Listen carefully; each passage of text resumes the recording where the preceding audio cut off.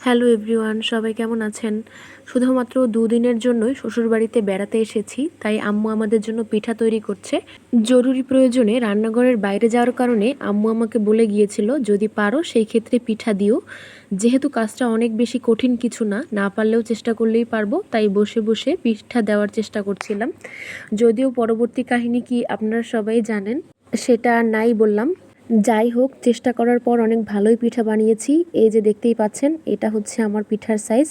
মার্শাল্লাহ, অনেক সুন্দর হয়েছে। কিছুক্ষণ পরই আম্মু রান্নাঘরে চলে এসেছে। আম্মু মাংস রান্না করবে। আম্মুর হাতের রান্না দেখতে যতটা সুন্দর, খেতেও ঠিক ততটাই মজার। কারণ এই যুগে এসেও আম্মু পুরো সব ধরনের মশলাই পাটায় বেটে খায়। ক্যামেরায় দেখতে পাচ্ছেন শিলনোড়ার উপরে মশলা রাখা, সব ধরনের মশলা সে বেটে খাবে। এমনকি ঝাল লাল মরিচও সে হচ্ছে বেটে খায়। এমনিতেই তো মাটির চুলার রান্না, তারপরে আবার যদি বাটা মশলা হয় তাহলে তো কোনো কথাই নেই। সব ধরনের রান্নাই অনেক মজা হয়। তো আম্মু আমাদের সবাইকে খাবার বেড়ে দিল, পিঠা আর মাংস। আমি বসে বসে দুপুরবেলা খাচ্ছিলাম। আমার অনেক শিং মাছ করলা আলু ঝোল খেতে ইচ্ছে হচ্ছিল, তাই আম্মু আমার জন্য আবার আলাদাভাবে শিং মাছ দিয়ে করলা আলু ঝোল রান্না করছিল।